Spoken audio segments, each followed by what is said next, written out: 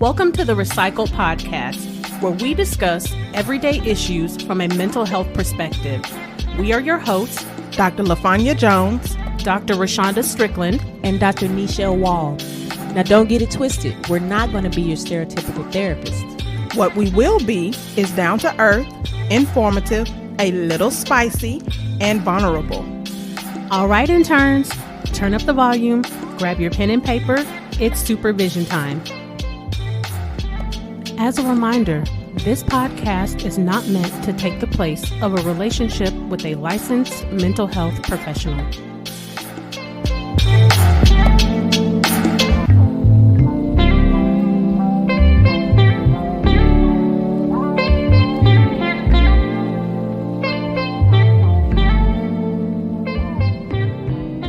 Welcome back to Session 4, Movie Mental Breakdown.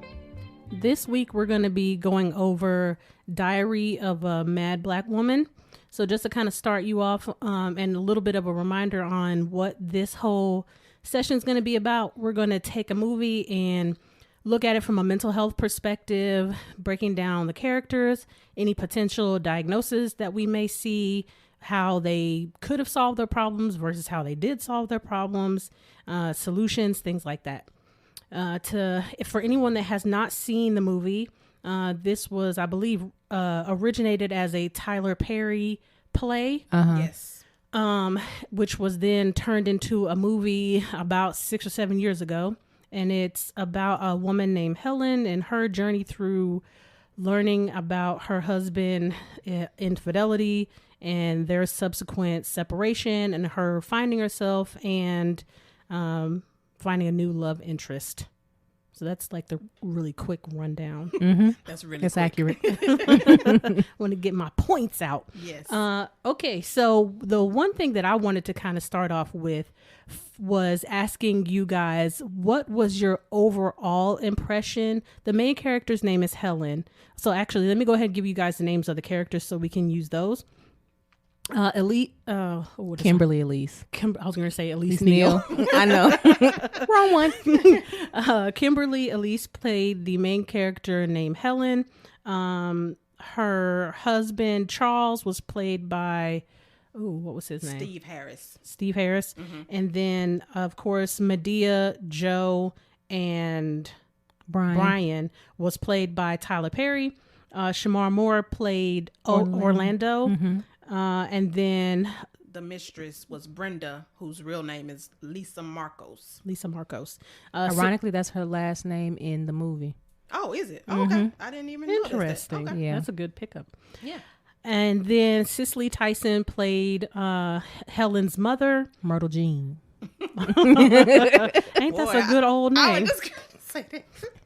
You know, we're Myrtle Jean. And what was Brian's wife's real name? I know the name in the movie is Deborah.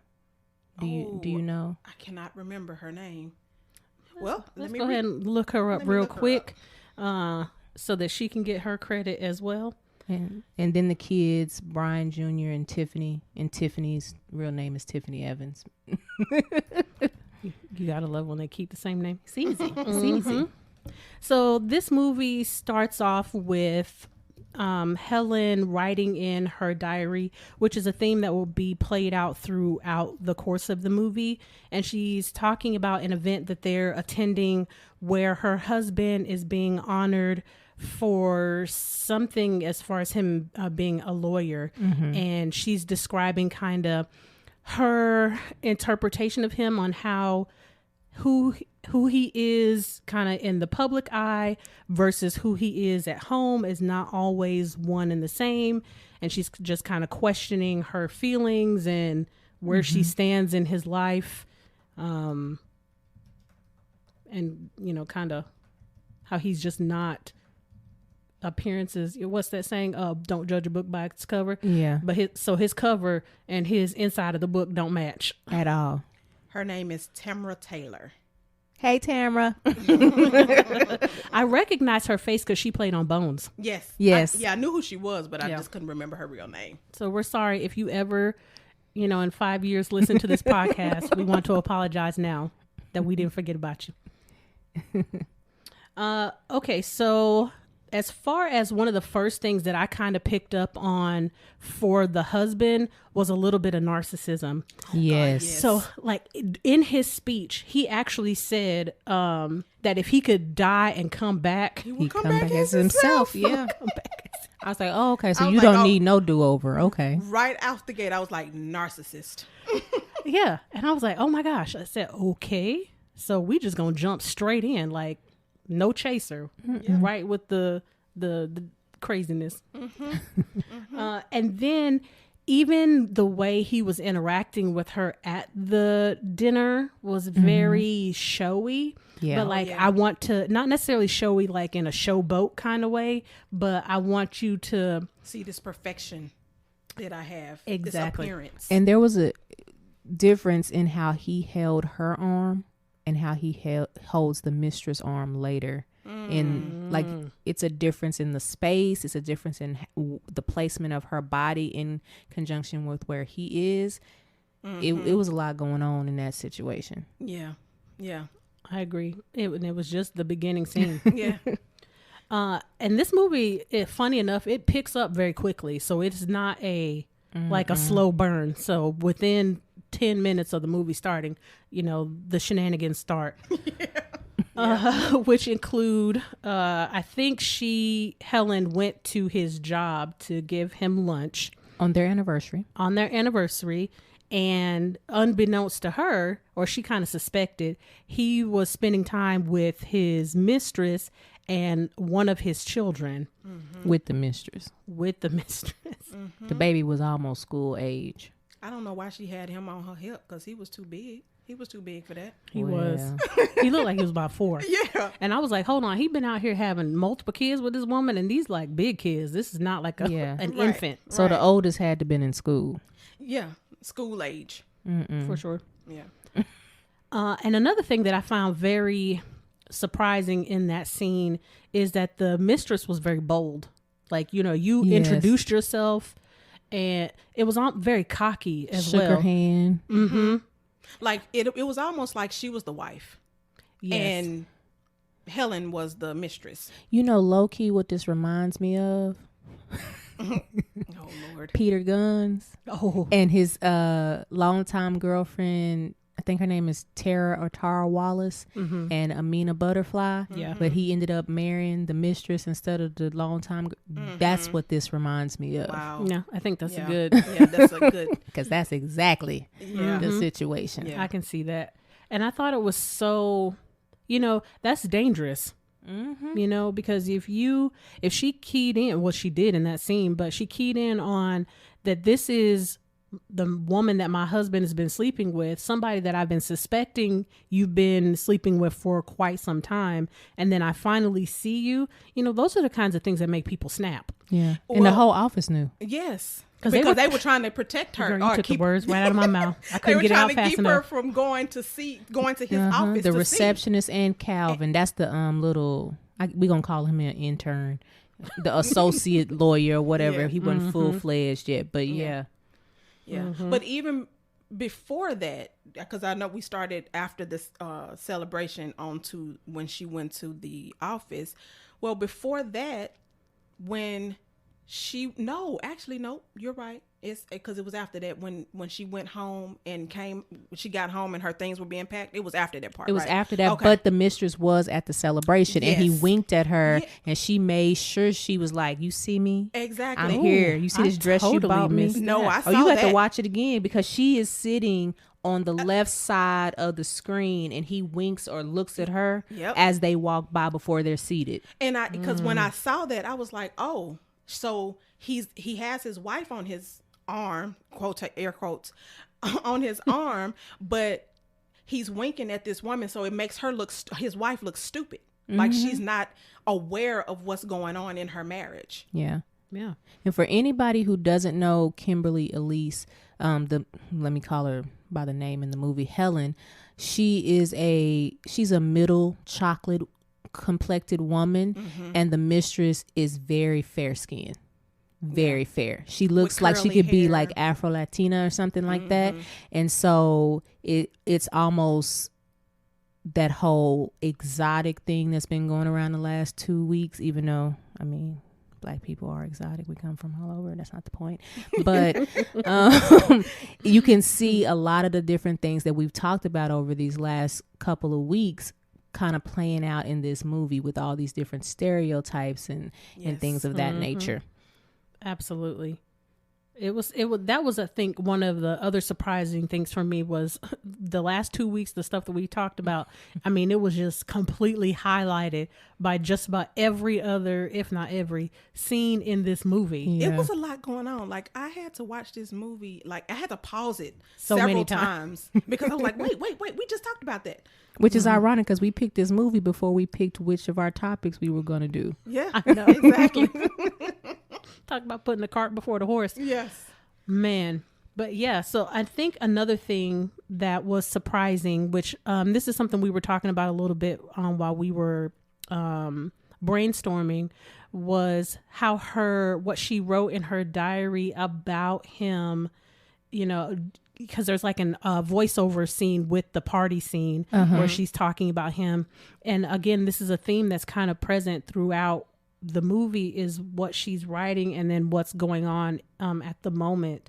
And for that particular scene, she was talking about how, you know, he, like I said a little bit earlier, he's not, you know, he's one way in the public and then he's another way in private. Yes. But then, you know, something, like I said, when we were brainstorming, Dr. Wall mentioned that, you know, how her behavior doesn't quite match. Yeah, her internal dialogue is very aware. She's very knowledgeable about what's going on, but the role that she has chosen to play is completely different. She's very docile, very obedient to what her husband wants her to do. And he essentially, what you end up finding out is that she is in the battered woman cycle. Yes. And she's just walking on those eggshells trying to stay in her place that he has built for her. She talks about being isolated from her family and all of those things. And unfortunately, that's a very common tactic when an individual wants to control you. They take you away from everybody and then they mold you to what their ideal is. And it makes you feel, or at least in this movie, it made her feel like she didn't have any control, because one of the scenes before the office scene was when they were in the car and he was dropping her off and he told her to get out of the car and she was like, get out of my car. Get out of my car. You are correct. That's yes. He said, get out of my car. And she was like, I'm still your wife and, you know, this is our home or something like that. He said, well, when you get a job and pay one of these bills. I said, what? Get a job and pay one of these bills? She got a job. You live in a whole mansion, sir. Mm-hmm. She cleaned this house. She cooked for you. That's her job. You know, as a side note, I think that's one of the hard parts for the stay-at-home mom or the stay-at-home wife, is that there is a huge power differential between you and your spouse. Yeah. So that there is this element, while this person doesn't actually own you, there is an element of ownership there in that you really have no resources without this person. And then you compound that with an abusive situation, like you really don't have anywhere to go. And you begin to enmesh yourself with this person's identity, just like Angela Bassett did in Waiting to Exhale.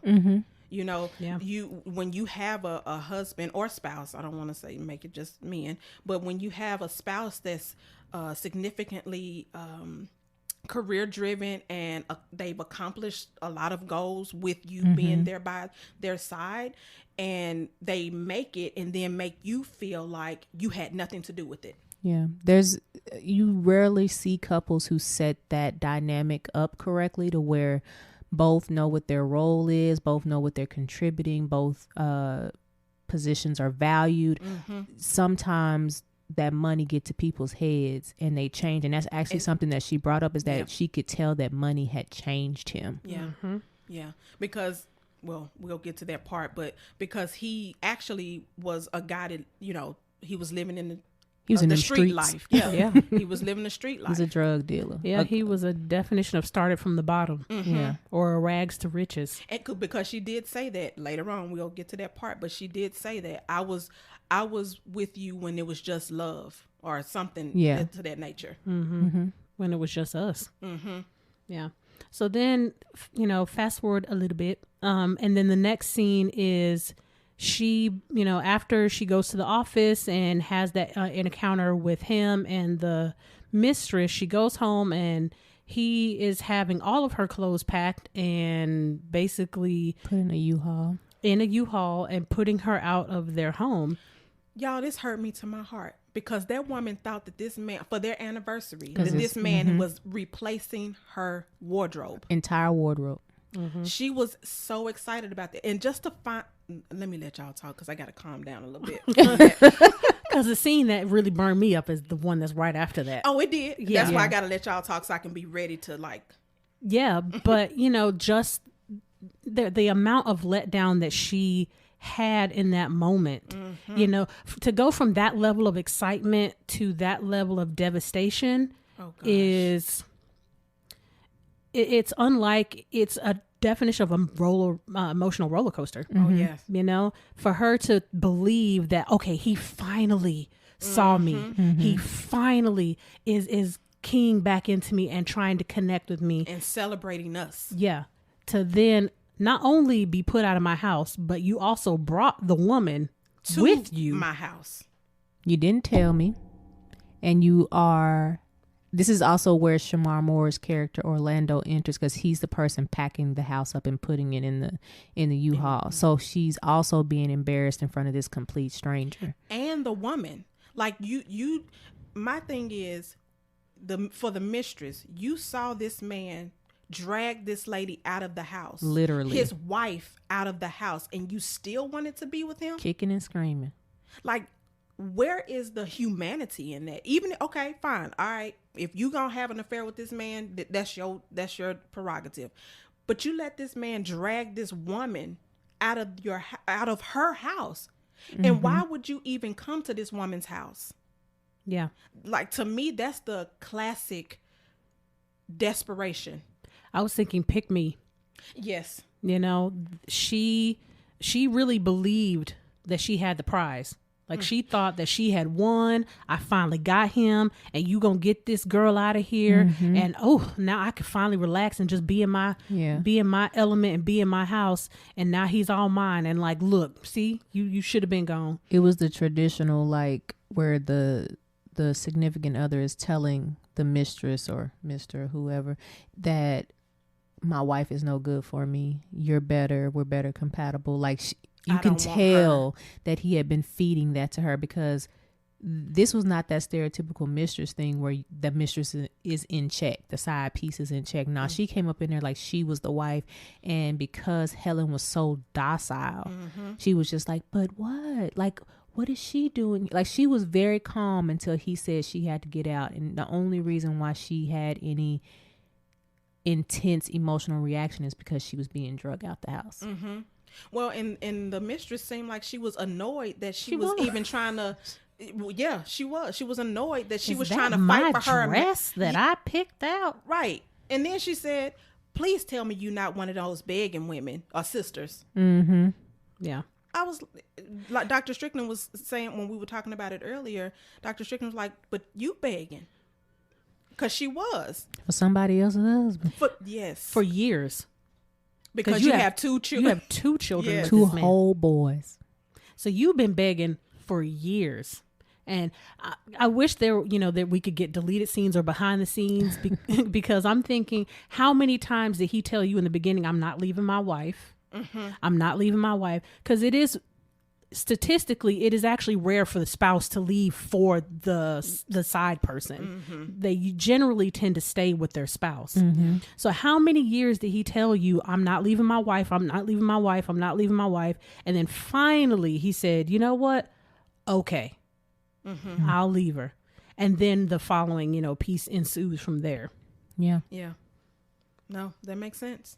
But then, like you said, then she was drugged out of the house and embarrassed in front of not one person, but 3 people. Her husband, the mistress, and Shamar Moore. Technically 4, because Christina was still in there, the maid. Oh, yeah. I forgot about I her. totally forgot about her. Mm-hmm. Because I think they were calling for her in that scene at some point. Wow. Too much. Too much. And you can just see if we could have seen her, like, if there's a such thing as a heart really, like, actually breaking, Yeah. we could have seen that in transparency in that scene when she got outside of that door. Because I just can't imagine being there. Like, my heart, when I very first saw this movie in 2005, I wasn't, God hadn't delivered me from the spirit of slap at that point in my life. And I was so ready to, like, slap every man in the theater that I could see. Cause I was like, how dare you drag this woman out of her house? Yeah.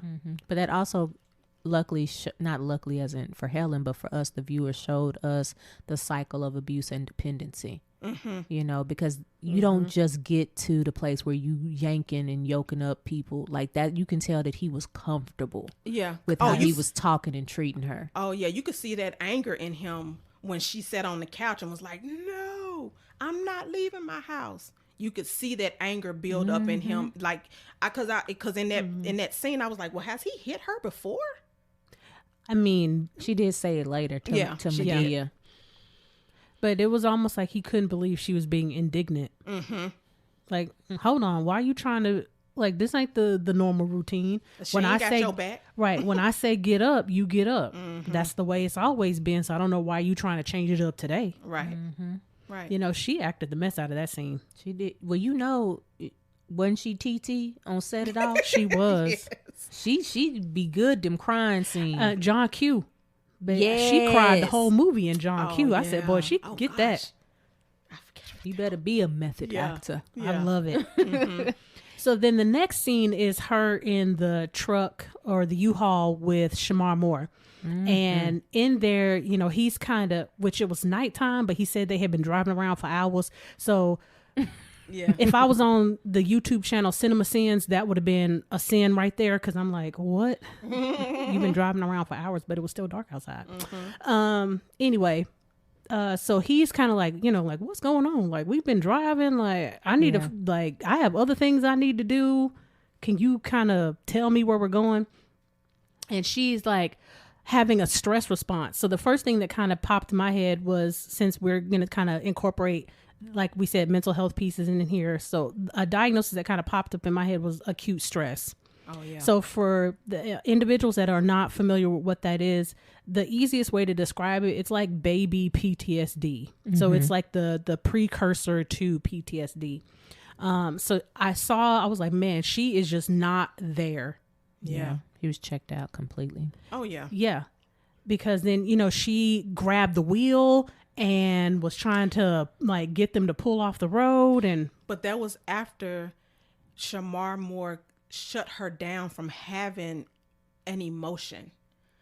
Like how we were talking about Black women aren't allowed to have emotions. Yeah. Like, because he said, I see why you're going through what you're going through. Yeah. Because she was still, and even her husband said, leave the house, be a lady and leave the house. Yeah, tried to police how she was expressing her emotions, and that's something that we definitely talked about on session 2 when we talked about the stereotypes for Black women, and that is why she became an angry Black woman essentially, and it evolves obviously, but that's exactly what was going on.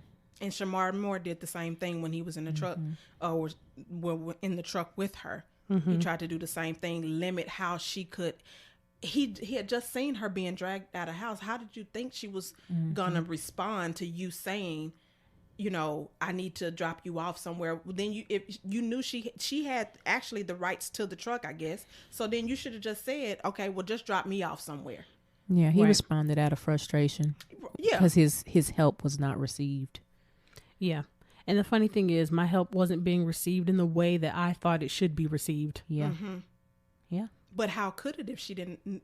She's not in her right mind. Right. She's not in her right mind. At this point, she's still in shock, trying to figure out what just happened to her. Her entire life has just crumbled from under her. Exactly. And like she was saying while they were kind of having their back and forth, that he alienated her from her entire family. Exactly. So she, in her mind, she's like, I literally this truck is where I can go.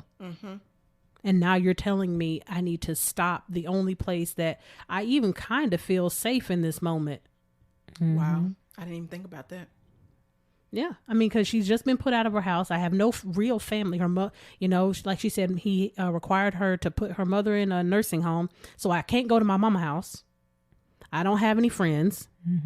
I don't have any other relatives. So this truck is my only place of comfort. And now you're telling me, like, look, I need to drop you off somewhere. Like, we've been doing this all night. Right. And so now I see you as aggressive as my husband is or was toward me. Yeah. Yeah. It's just, and she says this throughout the movie, you're just like every other man, or, something to that effect. Yeah. Absolutely. Such a shame. So then the next scene, of course, enters Medea. This is when it really gets started. Yeah. So he finally gets out of the truck and she drives to Medea's house, and of course, eventually, after some kind of comedic relief, Medea lets Helen in, and they kind of go over what's been happening and how did you get here, and she explains to her that Charles. He's put her out of the house, and then of course they go over there, which then creates a whole nother set of interactions. Yeah, because Medea was like, who house? Your house? Y'all's house? That's half of your house. Yeah. Medea wasn't having that at all. I wouldn't have been having that at all either, I ain't gonna lie. Yeah. No. Well, yeah. And this was a classic, I believe Dr. Wild said earlier, domestic situation where she felt like she had no rights. Yeah. She didn't know what rights she had. She didn't. And he's a lawyer. Yeah. So that's a difficult position, even though I don't know the laws in Georgia, but here in Texas, it's community property. So it don't matter if you got a prenup or not. All of this ours. What Kanye say? And when she leave, she gonna leave with half. At least in Texas. Yes. Yes. But that's the one thing that I think I'm gonna just say women need to make sure, if you're going to be a stay-at-home spouse, wife, mother, you need to know your rights. And I'm not saying that you have to go in thinking that you're going to get a divorce or anything like that, but you still need to know your rights. Yes. And something I think to kind of add to that is you and your spouse set up resources. Yes. Because you never know what's going to happen. Divorce is one. However, but what if your spouse passes away or becomes disabled, like he eventually, did for a time there? Yeah. What if they become disabled and the income level that they had at one point is no longer applicable to your current lifestyle?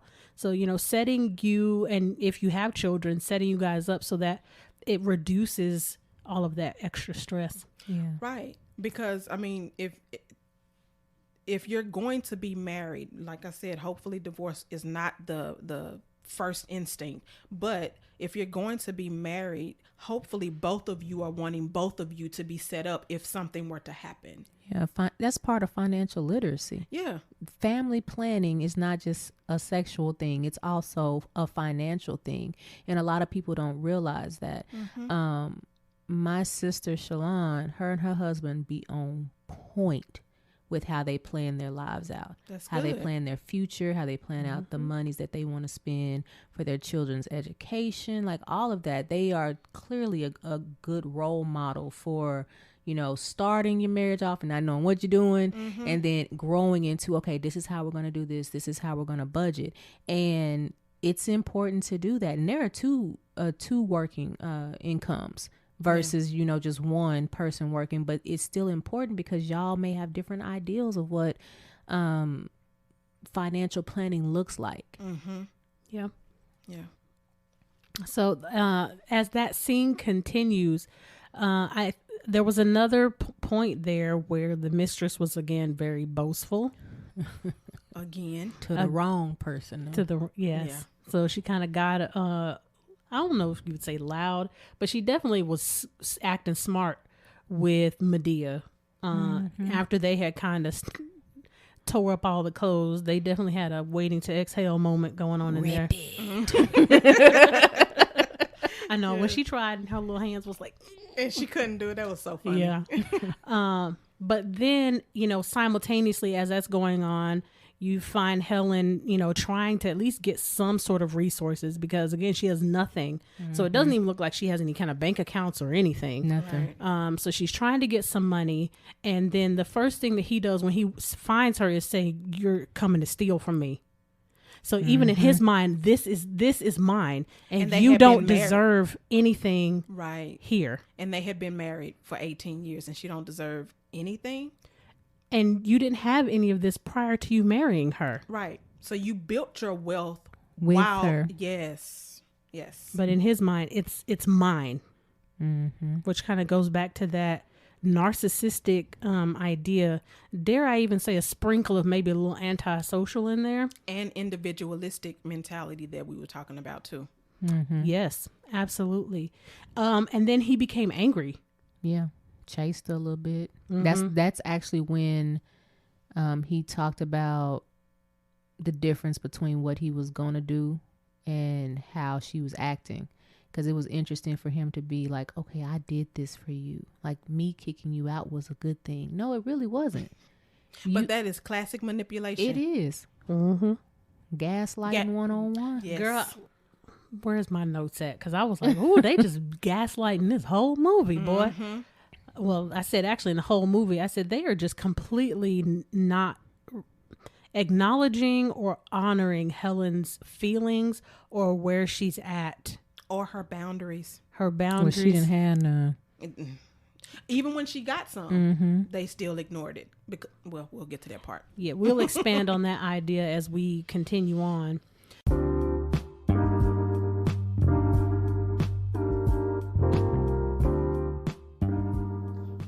If you haven't heard about Anchor, it's the easiest way to make a podcast. Let me explain. It's free. There's certain tools that allow you to record and edit your podcast right from your phone or computer. Anchor will distribute your podcast for you so it can be heard on Spotify, Apple Podcasts, and many more. You can make money from your podcast with no minimum listenership. It's everything you need to make a podcast in one place. Download the free Anchor app or go to anchor.fm to get started. That's ANCHOR.FM.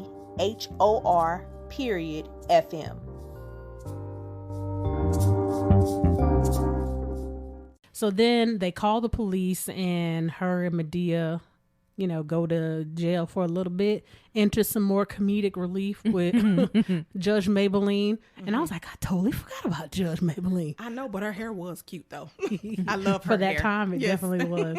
And Brian. This is where Brian enters, which is Oh, yeah. Tyler Perry as Him. someone that looks like Tyler Perry versus him made up as somebody. Oh, yeah. Yes. So then they get placed on, well, at least Medea gets placed on house arrest. And then I believe after that is that the barbecue scene? That's the barbecue. Yes. So then after that, they have a kind of like a family get together where they're having like a barbecue. And Shamar Moore's character, Orlando, re-enters back into the movie.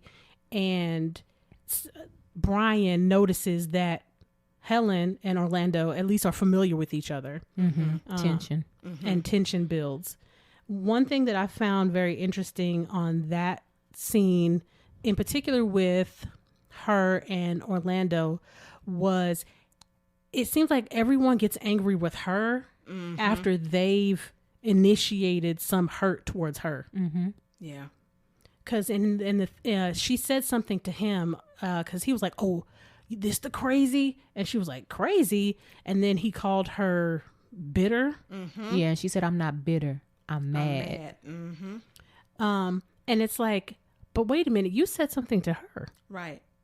And why did she have, when I noticed that, but then I noticed also, why did it have to be that she was bitter? How come it couldn't be that she was hurt, betrayed, embarrassed? you know. I mean, she was bitter too. I mean, yeah, I'm just saying, but why is that the one that the he go-to? shouldn't have went with that because he doesn't know her from nothing. Exactly. And being that I mean, like, it wasn't like he was guessing or he was assuming something happened to her. He saw what happened to her. Yeah. Yeah. You made the point that I was just thinking, like, you were there. You saw it. Yeah. So bitter was the first word that came up, you know? So, yeah. But that's a word that gets associated, especially, I'll say women in general, but in particular, Black women. If you've been wronged by a partner, you have some sort of emotional response to it that people are not comfortable with, it kind of automatically gets labeled as bitter. Which again goes to we can't have any other feelings other than angry or happy. We can't have anything in between that. Yeah. And there was another thing that I picked up on when Helen was talking, that she kind of had this idea of what's called the righteousness fallacy, where she said something, and I'm going to paraphrase it here. I do good, so good things should have, happened to me. Yes. And the righteousness fallacy is basically that I believe if I do good deeds, then good things will come my way. And it was such a innocent, naive view of the world, because that is absolutely untrue. You can do all kinds of good deeds and horrible things still happen to you. Yeah. So it almost was kind of like she really was in a lot of denial. Yeah, of life. Yeah. I mean, she's very dichotomous in that way. In her writings, she's very self-aware and understanding, but then it's like as soon as she puts the pen down, all of that goes away, and she just kind of... She don't know how to show up in the world. And her mom actually says that to her whenever she does go visit her later in the movie about, I sheltered you too much. Because I think she said she had her at like 39 or something like that. So she felt like she had sheltered her from the world, so she didn't know how to be. Yeah, absolutely. One of the other parts in there that I recognize is when she was writing in her journal during the barbecue, she said that, as she looked out and watched her family, dancing and having fun and enjoying themselves, she was internalizing everything that was going on with her and just kind of feeling those emotions. And I was thinking, it's nothing like having your family and having your friends during a time when you just feel so broken, because even if it's for a split second, you get to forget about the brokenness. Now, when you leave your friends and family, you may, cry your eyes out, think about all of the things that happen, have all of those irrational thoughts and all of those things. But for the moment, even if it's just for an hour, a moment, you can still get out of yourself. Yeah. I think that kind of goes to something that we probably all say to our clients, but something that Cicely Tyson also said in the movie was that you sometimes just have to live moment to moment. And during the most painful times in your life, a lot of times that's really what you're doing. Yeah. You're just getting from, okay, right now to right now. Okay, so now I made it another 5 minutes, or I made it another 10 minutes, because just looking to the next day is too much energy. Yeah. And so for any of you who may listen to this podcast and hear and maybe experiencing some sort of pain or brokenness like that, remember that you only have that moment that you're in, and you live from moment to moment. Don't try to keep skipping ahead because feeling like you'll never get out of this, because it will seem like years upon years, and it's just a moment that's passed away. Yeah. So I'm going to make a sharp left turn here. Sure. Just looking at my notes. Okay. Something that wasn't really addressed in the movie and doesn't quite fit with the whole narrative of what we're talking about. But Uncle Joe was a little pervy. Oh, yeah. Oh, very pervy. I thought that too. Which I don't think was really addressed in the movie. Who's that uncle you got to watch? Yes. Because the way he was talking about Helen... And then the way later on in the movie he was talking about her mother. Again, sexualized. Yeah. And he's also, if y'all remember when we were talking about this last week, he's the Jim Crow. Yes. Oh, wow. I did not even connect that. Yeah. But okay. Yep. I can see it. He's Yep. the fool. Yep. Mm-hmm. Because I was like, ooh, something about that made me mad, uncomfortable. It did. I mean, When I saw it this time, it really. I think the very first time I saw it, I think I was so focused on Helen and her brokenness that I couldn't even see that. But this time when I saw it, I was like, wait a minute, and because it's normal in a lot of our families. Yes. that is true too. People excuse Oh, it, that's just your uncle playing. No, don't No. play with me like that. right? Because see, when you excuse it like that, that's how someone done got molested or raped, and don't nobody know in the family. And it made me try to figure out how is Helen actually related. Because he was like, well, she ain't no kin to me. That's your dead husband. Yeah. And I was Because like, you know, well, Medea has so many husbands that done That's true. mysteriously died. And I think that was his daughter's child or something like that. It wasn't like the baby that she birthed, which is Cora. Yeah. Because I was like, Gotcha. wait a minute. Hold on. Well, how is she not kin to you? It just By made marriage, but he don't count that because it's not blood, right. which It was just pervy. It was a scene that I think didn't age well. Which also goes along with the fact, and again, not on the topic, but goes to the fact that perpetrators usually choose people or victims that are not their family, like not their daughter. I will say in those scenes, I can appreciate the fact that Medea was always on him. Yeah. Yes. It wasn't the stereotypical, like, it just got swept under the rug. No, she was checking him and telling him get his life together. Or she was going to hurt him. Yeah, because she did say, leave that girl alone. So she, I mean, you know, Medea, anybody that's watched the Tyler Perry Player movie, you know Medea will shoot him. So, Yeah. I mean, Yes. it's what it is. She stay ready. Yeah. She be itching to shoot somebody, actually. That purse be right there please. beside her. I'm like, why do And you carry cocks your it. purse around in the house? Yes. So I think the next scene after that is it's almost like a cut scene, actually, of Charles and a former, I'm assuming, Worker for him. worker for him. Yeah, his name is Jameson. Okay. Who was now being brought up on murder charges. Because he had killed an undercover police officer.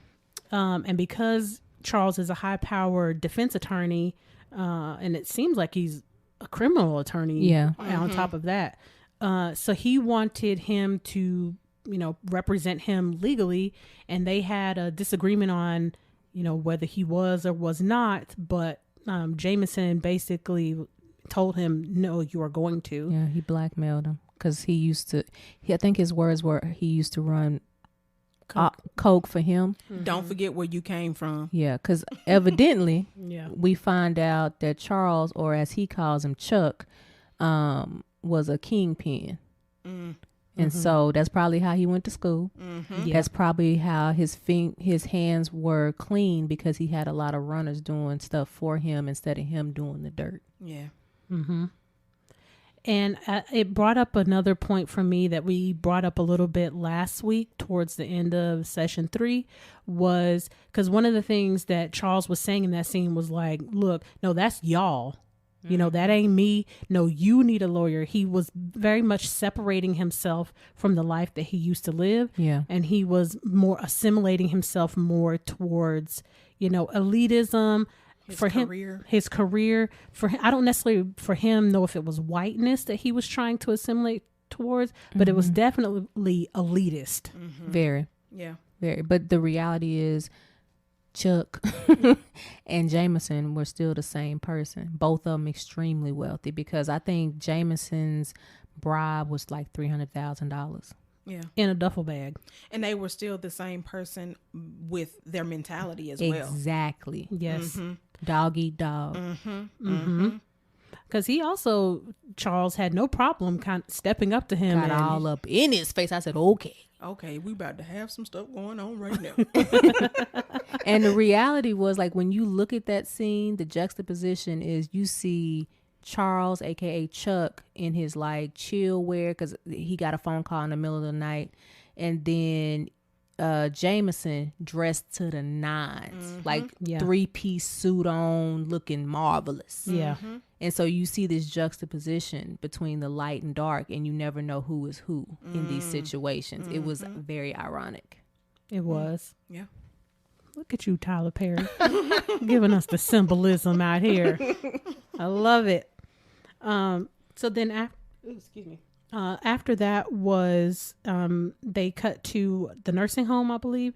You know, of course, there's going to be some scenes in between this and the last, but the next major scene is when Helen goes to visit her mother in the nursing home, and her mom lets her know, like, hey, they've contacted me about the bill. And Helen's like, you know, I'm going to take care of it. And then she lets her mother lets her know, like, I've already been talking to Medea. I know what's been going on. You know, why don't you just be straight up with me? Mm-hmm. And then that's when Helen goes into, you know, trying to confide in her mom by telling her that, I'm going to call him Chuck. Charles was her all, and her mother immediately stops her in her track and goes to scripture. Now, I love God with all my heart, and I trust in God, and I serve God. But when someone has come to you and they're broken just as she is, and they're actually in the trenches of it, this is the beginning of it, stopping them in their tracks to tell them what thus saith the Lord is not comforting. You need to make it applicable to what they are going through and use your words, paraphrase, because it becomes a moment where they are being further belittled, and that's not what that person needs. Now, eventually she do get it together, because she does say, come on, and like lay in my bosom, and gives her a hug, because, you know, that's just going to be the type of person that Cicely plays in this particular movie. Exactly. Or Myrtle Jean. But I had that same reaction. I was like, please don't do that. Yes. Please don't do that, because we have that really bad, especially in the Black community. We will church you to death. Yes. We will scripture you to death, but you ain't gave me nothing to get through this moment but a scripture that I may not even understand, because you didn't break it down contextually. Right. And the thing is, if I have a relationship with God, I know that God is my all, but I need to be able to live in my moment right now. And in my moment right now, I think that this man was my all, because that's where my resources came from. That's where my money came from. That's how I was able to have a roof over my head, clothes on my back, food in my stomach. And so because that's where I was, you were not where I was. And so that's how you prevent people from trusting you with their emotions. Yeah, I think that also speaks to, so I'm assuming her mother in this role was in her 80s, maybe, since she had her when she was 39. Almost 40. Yeah. So I'm assuming she may be in her late 70s, 80s. I would say probably 70s, yeah. So she would have come from like that silent generation. Yeah. And not knowing how to, first of all, not even like processing emotions, not even having words for feelings. You know, everything was, you just deal with it. It is what it is. All right, well, let's move on. You know, and I think that may have been some of the reason why she kind of stopped her, on top of everything that you guys are saying, that, you know, as Black people, we're very devout in Christianity. But, you know, kind of a layer underneath that is, I'm just not comfortable with dealing with these feelings. I don't know what to tell you. So let me just tell you. Let me give you this go antidote. with God. Yeah. And that's something, you know, just to have a little segue. Something that we hear a lot when we counsel our Black clients is that people have told them that they just need to pray about their mental health stuff or their struggles. And just praying about stuff is not going to get you anywhere. The Bible says faith without works is dead. And that's the thing. After you get through praying, then what are you going to do? You got to What's my action steps? Exactly. Because like you said, faith without works mean that you do something. If we were on video, I would have zoomed in on Dr. Jones's face right there. Works. She been acting up these last 2 sessions. She y'all. has. I'm just saying. I'm like, you oh, know? I can't wait till we get some video to go along with this. So y'all can see how we be cutting up in here. But I honestly think her mother embracing her and hugging her because she was so starved for love and affection that was the catalyst to get her to start her journey of healing. Of course, it still was a long process, but Let me put a plug right before that part. You wanna 'cause put a pin in it? Yes, because I do agree with you. But it was another scene on that same section where she was talking to her, and then she said, "What did I do?" She made it about her. And Oh, yeah. Yeah, that's the scene I was saying earlier. The vibes. yeah, You gave me the When vibes. she said that she Yes. felt like she had Yes. not, these are my words, enabled her, but what she said was shelter. yeah, Yeah. she made it about her and not about Helen and what she needed at that time. And again, that's another one of those areas where Dr. Strickland was talking about earlier, where this whole movie, people were gaslighting her, manipulating her, not paying attention to her boundaries, not paying attention to what she needed. Exactly. So, what were you going to say, Dr. Wall? No, that was it. She summed it up. Oh, but you said you were putting a pin in something that you were saying. She was I have finished. Yeah, You okay. good. Mhm. Okay. But I think kind of what you were saying, like that was the catalyst for her to kind of get started. Yeah. She actually said it in the very next scene when She she was did. at, she had started working at the restaurant, and she said, I've really been pondering over my mother's words, and I feel every day, and I feel like, each day it gets a little bit better, and it's, I'm finding myself. I'm finding myself. So absolutely. And she started talking about her symptoms of grief. She didn't want to get out of the bed, but she made herself get out of the bed. She was crying a lot, and it was something she named another symptom of grief, but again, tying it into mental health. People think that the only way you can grieve is when you lose someone through death. There can be all kinds of grieving or reasons why you grieve. It's a loss. It's a loss, and that was a loss for her. So she was grieving, and a lot of people would see that and say that she's depressed. No, she's grieving. Can that turn into depression? Yes, if she stays stuck. But it seemed like she was going through, no, not seemed like, she was going through the process of grieving so that she wouldn't get stuck. Absolutely. So then the next piece after that scene is she's getting off work and she's standing outside and it's raining like cats and dogs. And then all of a sudden, look who shows up. Knight in shining armor. Knight in shining armor. I mean, he is fine though, but For that wig. Yeah. I was just getting ready to say, I didn't like them braids though. Those braids were, But if no. you look past the braids,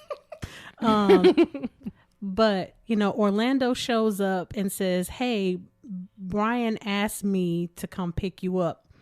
And the first thing that came to my mind was, man, they are manipulating her hella hard. Ooh, I'm sorry. Excuse me. Excuse me for y'all out there. Side note, stick a pin here. I cuss like a sailor in my real life, so it is very hard sometimes to be very professional on the podcast. So excuse me if it slips out every now and then for any family and friends that might be listening. Well, I said slap. I wanted to slap every man. Okay. So that's I'm not fit to deal with you. I'm not. just saying. Unstick pin. Okay, so I was thinking, man, they are really manipulating her in this situation because he already didn't like her. Like he wasn't really. When did he make this flip in his mind? So I wish there was another scene to kind of show the transition here, because at the barbecue, like you was all angry at her. I know they had their little piece at the end where it was like, I'm sorry, I appreciate that. But you really wasn't feeling her. See, but I think he was. I think it's because he wasn't being received. You know what I mean? Like, I think he was. I think at first he felt sorry for her when she was drug out the house. But I think after that, because she keeps running in to him, that he's like, oh, she seems like a cool person, but she's just wounded. And that's one of the things that they talk about in that next scene, talking about how he was hurt also, and talked about how he got through his stuff. And one of the things that we were talking about before we started this particular podcast was how the music lined up with what she was going through, and was talking about break through my walls and help me fall, and meaning fall in love or whatever. But obviously they need to communicate a little bit better. Yeah, because he was pushy in certain parts of that. You know, I thought, it wasn't pushy like creepy pushy. Yeah. But again, with that same kind of vein, not really respecting her time to process, because he was, after they left the restaurant, he was like, so I'm going to see you tomorrow. And I was like, dang, bro. She was just like, hold on. She was trying to think, and you already like, I'm going to see you tomorrow. You didn't ask her, can I see you tomorrow? Is it okay if we see each other tomorrow? You said, so I'm going to see you tomorrow. And then I think he said it 3 more times after that. So I'm going to see you tomorrow. So I'm going to see you tomorrow. So insert plug for men right there. Yes. When you have the opportunity to take a woman out that you realize that you realize been broken or hurt, rather, that's not a time to be pushy in trying to see her. In the real world, not in movies, you probably would have lost her interest. She probably would have lost interest in you. Yeah, if it would have been me, I'd have shut down immediately. Exactly. I'm that type of person. If I'm out and I have someone approach me and they are not hearing me when I'm telling them something that I'm not okay with, I'll just completely stop talking. And part of that is because I'm a survivor of, trauma and things like that. So there's just certain places that I'm not fit to put myself. And that feeling of, okay, I kind of feel like I'm back in that same space and my right is being taken away. That's a very sensitive area to be back in. And see, for me, I'm not one of those type of people that like to be thought of being controlled. I'm going to walk away from you if I feel like you're trying to control me. Yeah, so we ain't got time. I'm not, no. Yeah. See, I'm one of those ones. I have boundaries, and I'm not going to let you disrespect them. Yeah. So to kind of push this along a little bit. So there was one thing that she said in there that I'm interested to know what you ladies think. She said, and I'm going to paraphrase this, but I've heard people say this before about being with a bad man to know what a good man feels like. Yeah. I'm going to tell you like this. I feel like that's a bunch of bull. Because that's not typically how it goes. You keep dating the same type of person because you haven't figured out what you actually want. So even when I have like sessions with people and they tell me what they don't want or what type of man they don't like, okay, well, what do you like? Because you don't know what you like, you focusing on the bad stuff, that's what you're going to keep attracting. So I do feel like there is some truth as far as like, oh, you're like, oh, okay. I can do this. But at the same time, when you're trying to be intentional and you're trying to actually set yourself up for success, it's not always going to be I happened upon or an Orlando. Yes. You're going to happen upon a Charles and a Jameson and a whoever else is not really about the healthy life. Because you keep choosing the same person with a different name And face. And so, go ahead, Dr. Strick. No, because I was thinking that even though Orlando was definitely the way better option, there were elements of him that were still very similar to Charles. Because I was thinking about the scene in particular where he told her after he said, I love you, but a little bit later on, he was asking her, did she love him? Yes. And he was like, just say it to me. Just tell me. I need to know. And I'm like, there you go again. Yeah. You're pressuring her and she's not sure. She may feel it in her heart or she may, act as if, but she may not be quite ready to say the words yet because she is actually still in the process of divorcing her husband. And she's still working through those emotions. I think, and this is for anybody out there that won't take this. When you're in a situation like that, just ask the question, how are you feeling about me? How do you feel? And then they can either give you that information or not. You don't have to pull it out of them. because that's just as traumatic. Yes. And then I'm sorry. I'm so sorry. That's okay. Go ahead. We excited. It's high. I know. Yes. I couldn't wait. That's okay. I couldn't wait to do this movie mental breakdown. But another thing was I feel like his heart is in the right place, but he is also making her dependent upon him. Yes. Another thing he said was, you just wake up in the morning and I'll take it from there. But you have to be my wife. Yeah, and I said, oh, so you going essentially you're the sweet version of her soon to be ex-husband, but you're doing almost the same thing. You're making her dependent upon you for her emotional well-being, and if you're trying to be the financial as well as her financial well-being. And see, the one thing that I tell my clients that recently get out of relationships and are trying to rush to get into the dating scene is that you have to give yourself some time. You have to give yourself some time to heal and build your self-esteem again. Because when you get out of a relationship, whether or not it's your decision to terminate it, their decision, or it's a mutual decision, your self-esteem declines. Yeah. I know something that I've always done, and I'm not saying anybody has to use my time frame. I know me, I'm an introvert. It takes me a while to process stuff. After I get out of a relationship, I don't date for a whole year.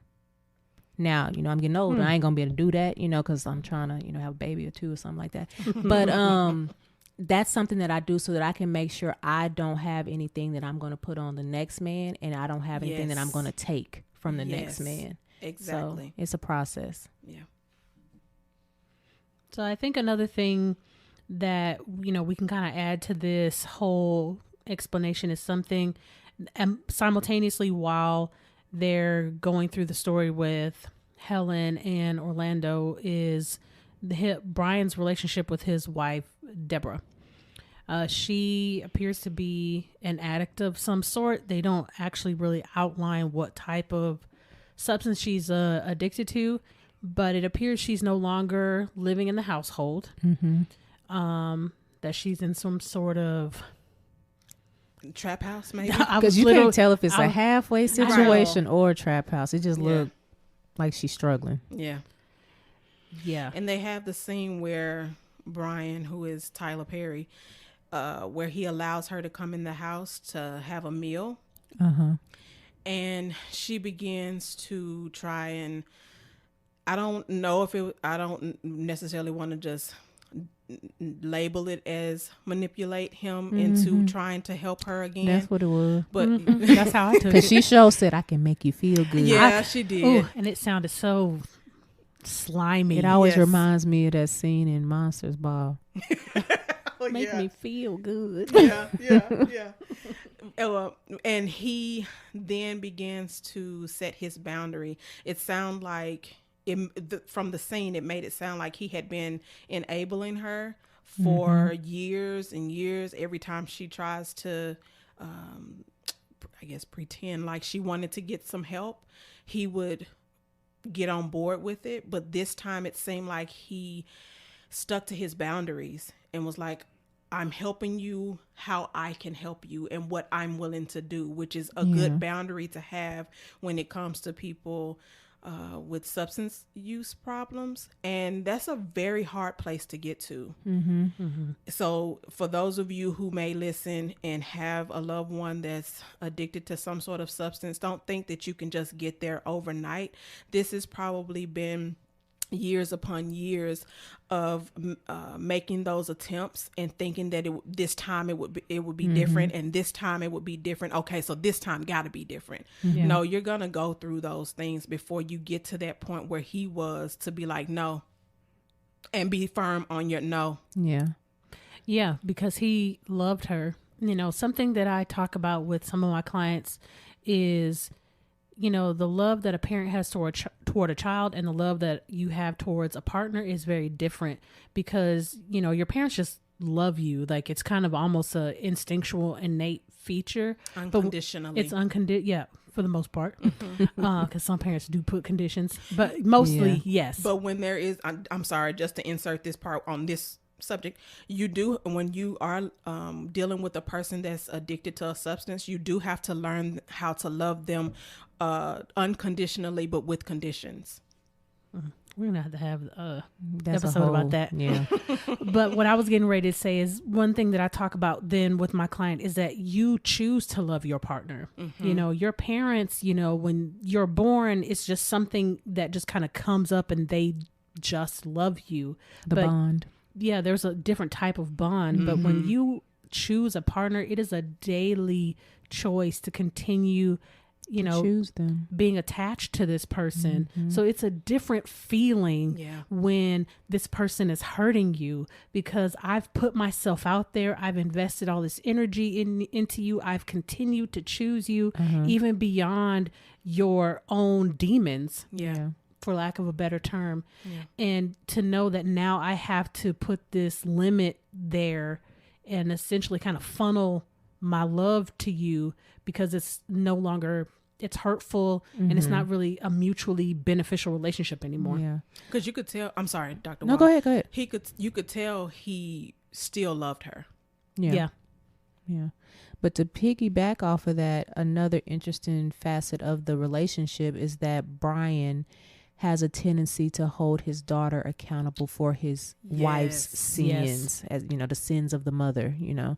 And his daughter has an interest in singing in the church choir, but that was also allegedly the gateway for his wife to start using drugs, was her singing career. And so he's so fearful of losing his daughter because he's already lost his wife. Yeah. That's a mini trauma. Yeah. And he was about to do the same thing that Myrtle was doing to Helen, which was be super overprotective and sheltering, which when I was doing, you know, my notes and looking through, I was like, he's getting ready to create the problem that he has. Yes. You know, your wife, you know, is on substances and has become addicted, but you're preventing your daughter from being free and making mistakes and living life. You're gonna, you know, we've all heard of the child that was over sheltered and then became wild when they go to college. Yeah. You know, like the friend preacher's like kids. that. You know, that's kind of how they PKs. Right. So you're about to create the exact issue that you're trying to address with your wife. But then you let her go see her mom while she's sitting on the stoop high. But I also Yeah. think that was a turning point for him, because he realized that I can give a little, but still keep the boundary with my daughter. And I think it would have done more harm for him to just drive by and his child had saw her. He got out the car. He had his eyes on her, made sure that nothing happened. And she was so out of it that it really wasn't a whole bunch of a conversation anyway. But I'm just talking about the exposure part of it, you know? Like, you will allow her to be exposed to her mother being high, but you won't allow her to be exposed to the gift that her mom has passed down to her, you know? But I do get your point. I understand what you're saying, though. Yeah, that's an interesting dynamic there, too. It's just hard. I used to work for CPS for years upon years, and one thing that is always the same is kids will always love the parent that has hurt them. And that's a hard thing for the other parent or the other guardian to watch. It's hard for anybody to see that, but you have to make sure you're instilling those proper boundaries so that they can still love their parent, but love them from a healthy place. And I see adult children of alcoholics and addicts now. And it's amazing to me how they come into the office, and it's not until we begin to work through things and work backward that they realize that the pain, the hurt, the anger that they have is directed at the wrong parent. Because what they do is they feel guilty and they feel bad for the parent that's addicted to something. Yep. And so they begin to latch on to them more. So it's misdirected. For sure. I agree. Man. Wow. There's a lot to unpack there. Yes. The other thing that I was thinking about, and I can't remember where this particular piece is placed in the movie, but once the daughter started singing and then when the mother came in to. That's at the end. Yeah, that's Is that the end? Mm-hmm. Okay, because I couldn't quite remember where that was placed in the movie. That's with the chocolate man. We'll get to that later. But I thought that was a great scene. Well, this is part of the problem with movies because I'm like, well, okay, she just randomly showed up. But I do remember the daughter telling her it was at 10 o'clock. Mm-hmm. I hate church scenes in movies because I know it's fake. So it just bothers me anyway. Yeah. But, I know it's a movie.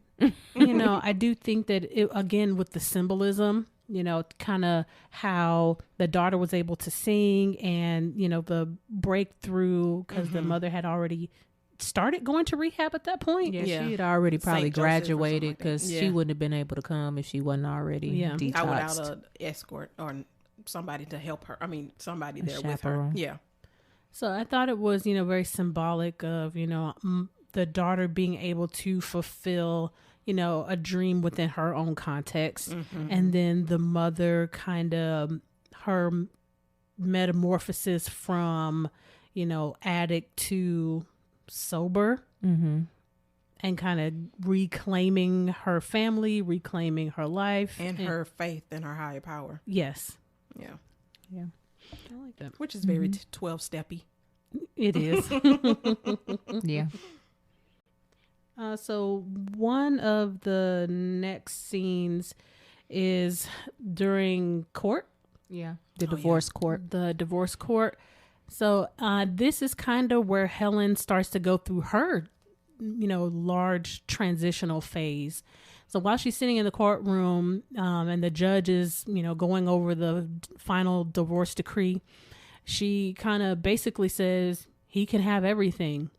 It was very Tina Turner-esque. Yeah. What's love got to do with it? I That's what my name. I just want my I just name. want my name, Just yes. keep my name. The name stays home. That was kind of what it reminded me of. But anyway, so, she basically told the judge, I only want him to provide financial assistance for my mother's nursing home, so paying that bill, and then, of course, taking care of any of the court costs. But she was willing to let go and, let him kind of take everything. She just didn't. It wasn't that she was tired of the fight, which is the thing that I appreciated about that scene. It wasn't a give up, like, I'm just tired, so okay, just let him have everything. It really was like, okay, I'm good. Yeah, she was happy. Yeah. But what kind of upset me was he couldn't even let her have that. He He was like, couldn't. good choice, smart choice. I know. Yeah. How about you go sit down somewhere? How have about several you just seats. girl, I was gonna say, give me 50 feet and just go on, walk past me. Just Yeah. go on. And that's why the next scene, that's why what happened to him. Your Yeah. karma. Yeah. I know. Man, the symbolism. So in the next scene, Charles is in court again with Jameson, and the verdict is about to come down for his murder charge. And of course, he is found guilty, which kind of harkens back to when they were talking about, Jameson said, you better get me off, because I've When they paid had you a lot of footage money. of him killing the cop, which was crazy. But I'm sorry. Go ahead. No, you're fine. So he's like, you better get me off of this, found not guilty. I've paid you a lot of money, which kind of goes back to that elitism thing that if I have enough money, then this should be able to get me what I want, despite whatever I've done. But that's Story of America. that's a whole nother line.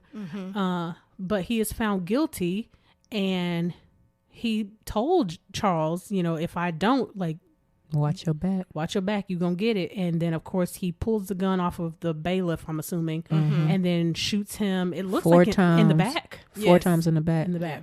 He had a whole tantrum because he had to go to jail. And when I For saw killing someone. right, and then I'm like, Then you sir, proved how that you really did it. Exactly. I was like, how did that help your case? You couldn't appeal that if you wanted to. Now versus 20 years, you getting life. Right. Yeah, that's crazy. Because you shot your former boss, even though nobody know that. But you Right. shot your lawyer. Mm-hmm. In the courtroom in front of the judge. In front of everybody. Yeah. Okay. You going under the jail. Yeah. But so then, flash to Charles is in surgery, and the doctor comes out, and it is Helen. Wait. You got to go back. Oh, Because before that, that night, Oh, yeah. Helen goes over to Boothang's house, and he's just had the nice candlelight dinner, blah blah blah. That's when he proposed. And then he That's when he proposed. Okay. He slipped the ring on her finger, and she woke up with the ring on her finger, and she went to the bathroom, and he proposed officially with, you know, what we were kind of saying previously. And when he asked her what she was going to say, because she was shocked, she sees that the shooting has occurred, and she leaves without saying Giving him an anything. answer. So what popped up in my head was she had this conflict between the proposal and her new life and her duty to her I husband. said that same thing. She felt the need to still be a wife, Yeah, or still act like a wife. to the wrong She man. hadn't she hadn't transitioned out of that mindset yet. And if you've ever been married and you're going through, I mean, I would say even to some extent, if you've been in a long-term committed relationship with a person, you do have this unspoken sense of obligation to the Yeah. person, Yeah. Yeah, because of, again, I've chosen you for so long. We've put a lot of time, love, concern, And planning, history, familiarity, comfort. and most women are taught to be traditional. Even if we're not traditional in all ways in our relationships, we're still taught to be the thing that I hate, the ride or die, and you stick with your dude. Yeah. Because what I didn't understand is when she arrived to the hospital, Mm-hmm. the mistress was there. Well, the new boo, Well, because she was- done moved in now. Well, she's still the mistress because they were not divorced. They had not signed that paper, so she was still the mistress. But she was there, and to me, like you all were saying, Helen still felt like she was obligated to care for him. Yeah, but Karen, that's not her name, I'm sorry. Helen had her his best interest at heart. You Yes. know, fight for him, make sure that he gets the best possible care. The mistress Wanted him was to die. exactly who we thought she was, and she was just there for the money and for the Yeah. clout and all that. And she's like, no, just let him die. What kind of life can he have? And A you didn't good one? see her no more after that. That was her end scene. Yep. And she's done. Took the kids. Mm-hmm. And the funny thing is, even if he would have passed away, you wouldn't have gotten anything because you had no legal obligation. Now, your children may have gotten some sort of death benefits, Social Security. yeah, but you individually Wouldn't have gotten anything And anyway. In fact, probably in the real world, he probably sued her to get his money back or whatever. Because I can't see Yeah. her being able to have any type of legal right to all that money that she ended up taking. And that's why I was wondering, unless he had her on his accounts, how did she even get to his money? But maybe that's what it was. Yeah. Swipe, pull, move stuff over. All you need is access. Yeah. If you give me the login. Yeah, that's true. I can do what I want to do. And she was already bleeding them dry. Who got Vera Wang dresses just chilling in the house? And you're not going nowhere. Dolce and Doja Gabbana. Like, you just got Yeah. here. Dolce and Gabbana. And it still has the price tag on it because she looked at the price tag. $700 for a shirt. You're right. And you decide. Oof. Man. But yeah, so then there's that whole scene with them in the hospital where they're fighting over, who's going to make the choice. And of course, Helen makes a decision for the doctors to try to go ahead and save, use whatever resources they have available to save his life. And he pulls through surgery and is partially paralyzed. He's paralyzed from, I think the navel down. And something was going on with his vocal cords. He couldn't He speak. couldn't He couldn't speak. He could blink, and he could hear you. And then she makes the decision to kind of step into that wifely role and take care of him. So I think for anybody that's seen this movie, some of the favorite scenes are coming up. Yes. Yes. So, what I found very interesting, and I can't quite remember where this was placed in the after him coming out of the hospital scene, but he was really indignant with her when she was looking for. That's the immediate That's one. the immediate Once they one. first get Oh, that is okay. because she hadn't flipped out yet. Yeah. He was so narcissistic, rude. I mean, Condescending. Condescending. You still ain't good for nothing. Self-righteous. All of that. You know, I told you to just find one thing and you can't even do that. You know, he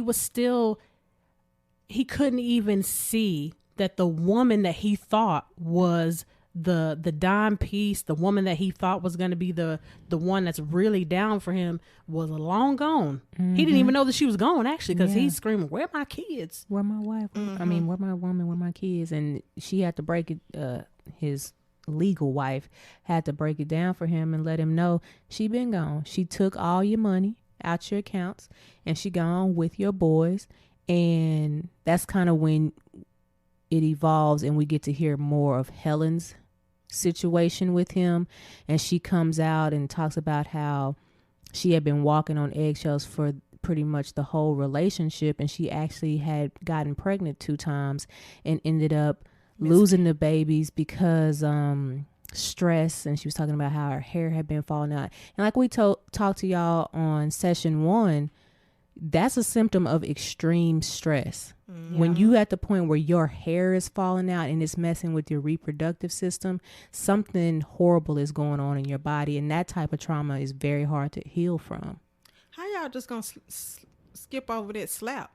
Well, we ain't to the slap yet. We hadn't got there yet. The slap I couldn't even listen to what you were saying. I'm trying to get to the slap. No, the slap is after that. Yeah, because she just standing up. She doing this still. You know what I mean? Because I think she had picked up that little wiffle ball bat at that time. The bat and the soccer ball. Yeah, I had skipped all of that in my head. Dr. Jones is violent. I was like, she ready to get to the violent part. Somebody go check on Dr. Jones. Boo. Okay. We gotta make sure he all right. He's okay.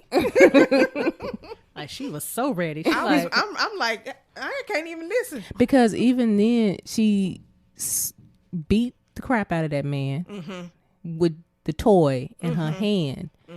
But she left him in that office for a few days. She said, "You need to think about this." Like he was a kid. The old Helen is gone. But what I said about that was that this is when the abused becomes the abuser. Yeah. But this is also an example of when there has been infidelity in a relationship, the person that's been betrayed changes. Yeah. Yeah, that's something I talk about a lot with my clients that go through infidelity, is that once you have received a betrayal of that level, so you know, when you are with your partner, while you don't intentionally mean to put them on a pedestal, you do and you idealize who they are, and then when they violate that trust, how you see them becomes drastically different, and then how you see yourself in relation to that person changes very drastically. So there is something in you that changes sometimes, and it never really goes back to the original version of who you were.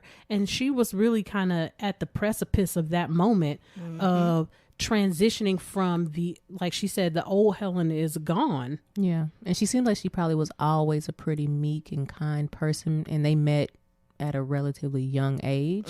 But especially when you see yourself as someone who is like independent and very just got your stuff together, you feel stupid. You feel like, how did I miss this? As somebody who has been cheated on, you feel like, okay, that's what we doing now. And even if I didn't miss it, how did I stay in this so long? Why didn't I walk away? Yeah. And then there's a sense of embarrassment. You know, even if the people around you don't necessarily know 100% of what's going on, you always feel like other people can see, you know, that you can tell that there's something not quite right with me. So it creates this whole identity crisis, really. Yeah. Because your identity essentially has been enmeshed with his. Yeah. You no longer have your own identity. So then she leaves him in the office for a few days in his own everything. Because remember, I think at this point, he's a paraplegic. Yeah. He's not a quadriplegic anymore. He's a paraplegic. So he done peed on himself. He got feces everywhere. And she comes back around the door frame and says, "You stink." And I'm like, You know Of that man course. stink. Stop that. Okay. If anything, he probably got bed sores now and all kind of stuff. He just been sitting there for the last few days. But that was the initial part of his breakdown. So this is the transition between the two of him. Like I was saying a little bit earlier, where the abused becomes the abuser. This is the transition of him, the abuser, becoming the abused. And enter the next scene. which is everybody's favorite, because she was like, "It's time. You need a bath."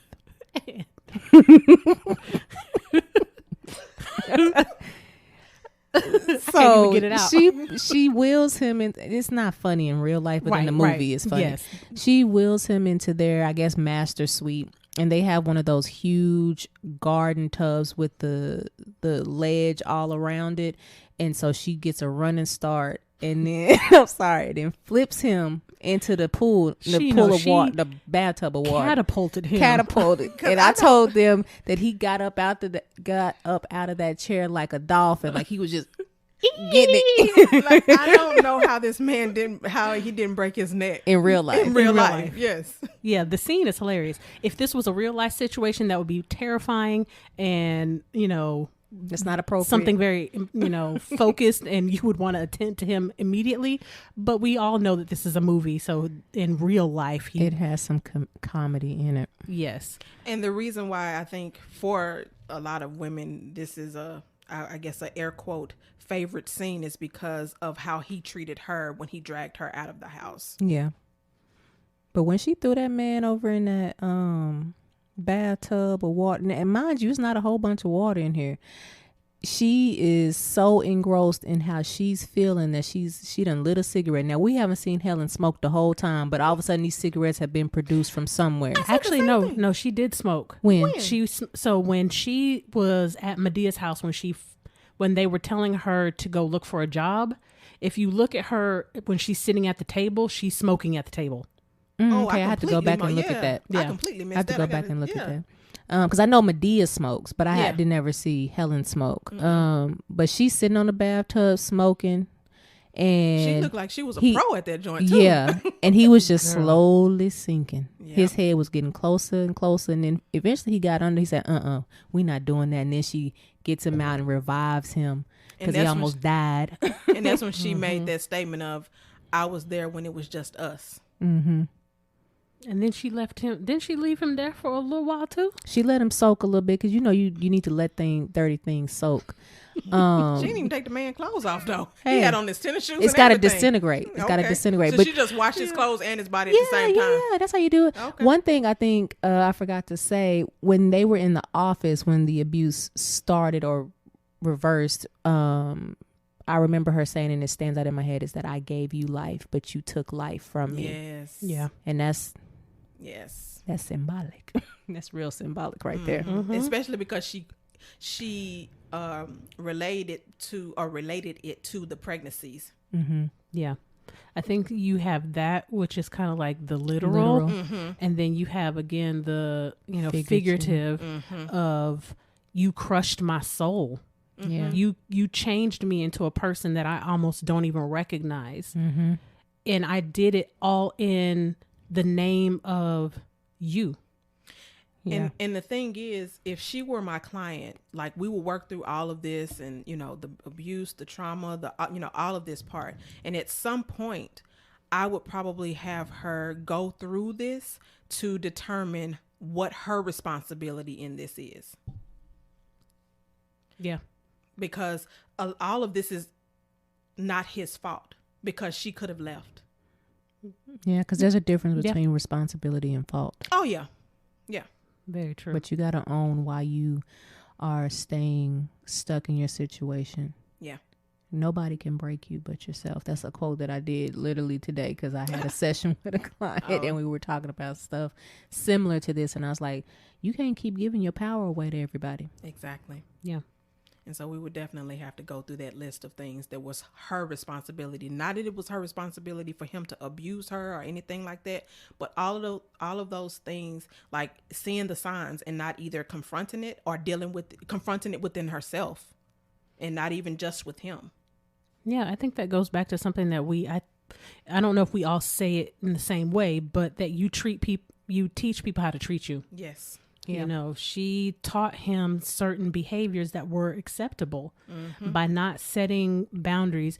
And something that I always talk about is setting the boundaries, the easy part. People think that's hard. That is not hard for you to say, I don't want you to talk to me that way. I don't like the way that you're treating me, or I want you to do better. That's the easy part. The hard part comes when they come to test that boundary. The follow through. Yeah, it's enforcing the boundary and then you following through with what you said your consequence was going to be. That's the hard part. That's why I tell my clients, do not start off with boundaries that you can't honor. Start out in obviously, because one of my populations is addiction. People immediately want to go to the extreme. Well, I'll just put them out, or I'll just divorce. Nope, don't start there, because if you try to set that boundary and you can't honor that boundary, they now have a way and knowing that they can manipulate you. Yeah, you have no credibility at that point. It's their bargaining chip. Yeah, we do that with working with children all the time. You know, it's called your ultimate limit. So you can't just jump straight to the ultimate limit because you have nowhere to go after that. Yeah. So if I say in the case of a romantic relationship that, well, I'll just put him out or I'm going to divorce him, then what's your next alternative after that? Right. Because if your heart's not quite ready to leave them and not quite ready to do that, you've already set the ultimate limit. So you have no wiggle room beyond that. Yeah, So that don't has some set that. awareness of yourself, because if you Yes. can't do it, you can't do it. And nobody's don't judge faulting you. yourself. Exactly. know where you can go. I know we've all had conversations with each other when we have relationships problems, and it's like, okay, what do you feel like you can do in this moment? It's not about whatever anybody else thinks you should do. What can you do in this moment and keep your sanity? Yeah. Yes. Yeah. And I think the final part of the abuse scenes is when they're sitting at the table and she's eating that dry, nasty looking spinach salad. With them giant cuts of tomato. I was so grossed out, y'all. I was like, But she was eating it and chewing it like it was just the best thing since sliced bread. And he was just sitting over in his wheelchair at the end of the table crying because he was so hungry. Because y'all got to think, he hasn't eaten probably in a couple of weeks. just crying. And that's when she was like further breaking it down that his wife, or not his wife, his mistress had just abandoned him completely. Yeah. And she pushed that plate and it slid off into his lap, and he couldn't cried even catch harder. it to eat the rest of it. And I think that was his, kind of like cocoon, busting out a cocoon moment. Like, oh shoot, hold on. Like, I really did this woman dirty. Like, I did her so dirty that she's going to let me starve. And the thing is, I don't have anybody else. No one. Not even the streets. Nope. Not even your maid. Wow. Christina gone. Yeah. Because he made himself an untouchable. Yep. And it's scary to be at the top by yourself. Mm-hmm. We For need sure. people. So let's see. What is after that? The breakup scene. Oh yeah, when she We goes was to the laughing about restaurant. this. Yeah. So after this, Helen goes to meet Orlando. I almost called him Omar. Oh, jeez. She goes to meet Orlando at, interestingly, it seems like the restaurant that she works at. And she essentially breaks up with him and says that she can't do this, but wants to remain friends with him, which was... That's a ridiculous line to say. Yeah. When people say that. Don't hold me captive. I know. Do not. Y'all know me. I'm good. Thank you. But like he said, I don't want half of you. Right. Like, I want all of you. I want to be in a relationship with you. I don't want to be buddies with you. If that's what I was interested in, we would have been buddies from the get-go. Yeah. So, he basically told her, like, leave me alone. If you're not interested in being with me and you want to kind of go over there, which interestingly, she said they had gotten back together, but she was over there like beating his behind. We back together. It's understandable that he is now hurt. He was left without an explanation For 3 weeks. for 3 weeks. It seems like she didn't call him or reach out to him at all during this time. And rightfully so, he is upset and hurt by her behavior, and he set his boundary. And this is a flip where she wasn't paying attention to what his was. You know, he said, no, I don't want that. But then she can like physically tries to grab for him to make him stay. And, you know, he's like, no. Yeah. But although I definitely agree with you, I do still fault him because he knowingly got into a relationship with someone that's still married. Well, I'd fault both of them, though. Yeah. I definitely agree. And that's why for those of you who may listen to this and you may be dibbling and dabbling, one of the things in your entanglements, like August and Jada and Will. If you're going to do that, you have to understand that there's going to be someone is going to be hurt. So that's why even if a person is going through divorce, wait until they finish that divorce. Even if they say, well, you know, I lost feelings for them a long time ago, everything. Okay, fine. Sign on that dotted line first. Because there's always, before they sign on those dotted lines, there's always a potential to work it out. Always. Until they sign on that dotted line. Yeah. You're married until you're divorced. Exactly. Yep. You know, I think with that breakup scene, something that stands out is that he called her out on her stuff and told her that she was trying to sabotage. And I agree with that. You know, things had started to get real and she was going to have that ultimate vulnerability, you know, especially because this is technically her rebound relationship, even though it ended up being a healthy rebound relationship. And it was just easier to go back and take care of what was familiar. And so she started sabotaging and distancing and abandoning that other relationship instead of, if you really wanted to end it correctly. Yeah. Again, I'm not quite sure. I can't remember where this is placed in the film, but there's a scene where Helen is at Medea's house and she brings her mother over to visit, and they start talking about her situation with Charles as well as Orlando. And one of the things that Myrtle says to Helen is that she has to forgive Charles. Yeah.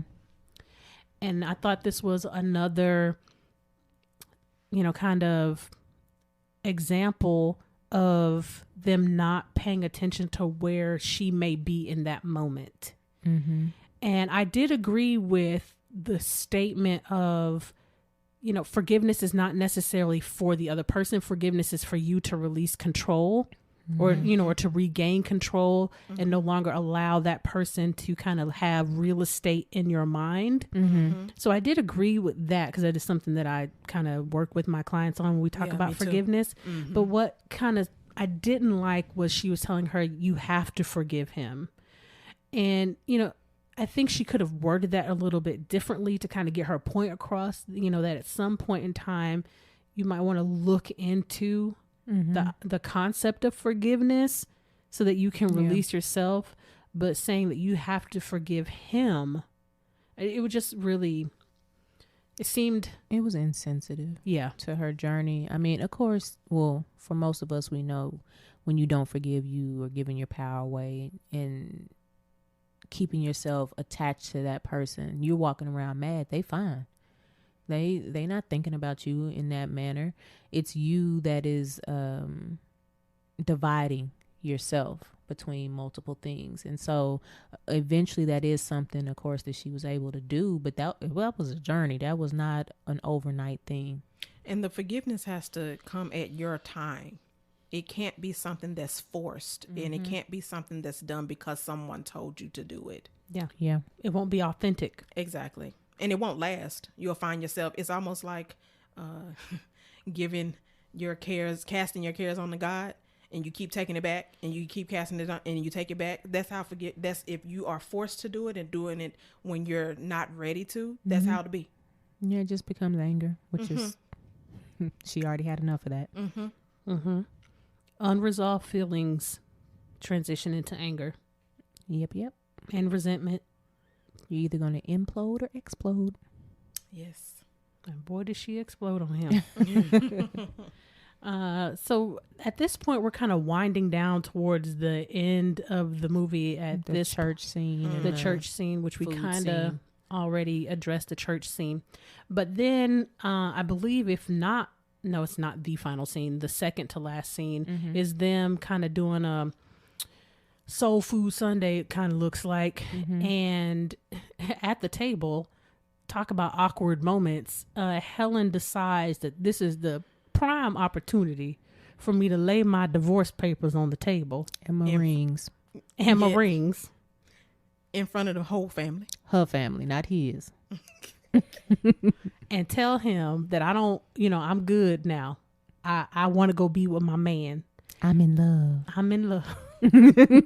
One, I can't see that Medea would allow him to be in the house after the way he treated her. Yeah, that was a little odd too. I mean, she was talking to noise the whole time to him, but the Medea that we normally see, I can't see her being okay with that in her house. But she left the divorce papers on the table with the rings, proceeded to stand up, and in very 80s montage fashion, get up and go run after her man. Yeah. Which, And everybody was at the table. Deborah, the kids, like everybody had reconciled and gotten to a better place. This was the resolution of the problems. yeah, we had our nice Disney ending. Yeah. So she drives over to Orlando's workplace, which is a highly dangerous place that he A works. steel plant. I know. Yeah, with sparks and all kinds of metal flying around And everywhere. she know. in heels and a dress. And I was like, "Oh, your scarf gonna catch on fire." Yeah. I was like, how? It's like, just go to the window and say, hey, can you get Orlando? Right. I wish movies would be realistic because I'm like, ain't no way you busting up in there in And yelling out And his a- name. a metal like welding plant with no protection on. But anyway, we digress. So she gets to, she's running all around screaming his name, trying to find him. And then they have their, kind of you complete me moment at the end. She repeats back what he originally told her. And he does the officer and the gentleman. I couldn't remember what movie that came from. I was like, he like swept her up and like, she's gonna marry me, guys. Spun her around. Yeah. Hold on. Now, I'm not going to lie. Y'all, I'm a hopeful romantic. So I was like here for the scene except for the danger in the workplace. Because I'm all about men being emotionally expressive and let me know how you feel and show me how you feel. Because it's a rarity that men feel comfortable enough to do that. And that's something that I value because one of my love languages is words of affirmation. So I was like, you better be out here saying, you better speak life into your woman. Get it. Yeah. For the person that hates rom-coms or romantic movies, That's Dr. Strickland. yes. So let me be on my island here because I can't stand romantic movies. She'll be okay. However, I ain't gonna lie, it got me in the fifis. See? Yeah. It's because you're getting older. Oh, I have I'm gonna be watching Hallmark with y'all. I have over to Christmas. Now, I don't Save- watch Hallmark now. Yes, I have to save my like those movies that I really want her to see with me. And I was like, okay, Dr. Strickland, this is one I really want to see. And she'll like, okay, fine. Yeah. See, I don't be caring. I'd be like, hey, let's go watch. Uh-huh. Because I was like, we can trade off because I hate scary movies. I used to watch them, but I don't like the way it make my spirit feel now. But we can trade off. I'm gonna be like this though when one eye closed watching it. But I did appreciate the end. I thought it was of course, for a feel good ending. I thought it was a great wrap up that she was able to transform from this broken, damaged, very, hurt woman into someone that could see the beauty in her partner and that he genuinely cared and wanted what was best for her and actually accept it. Yep. I think I was pleased that that they didn't write the script for her to go back to her husband, because that would have been interesting.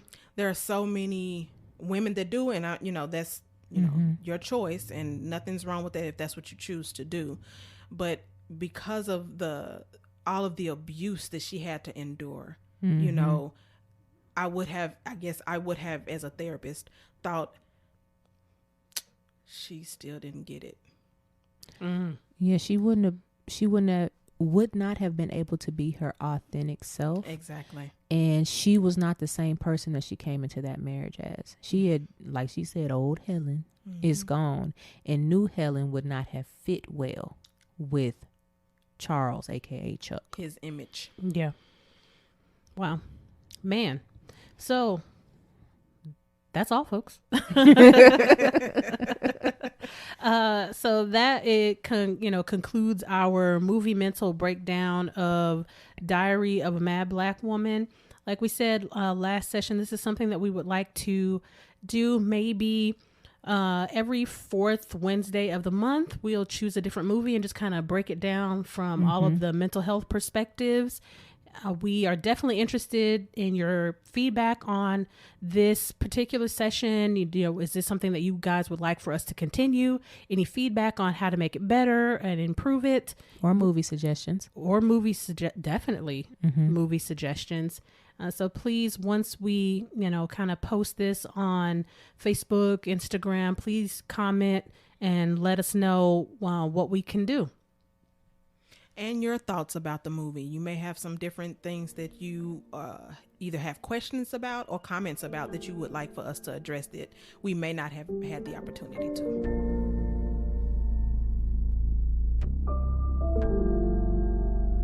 Must be this volume control.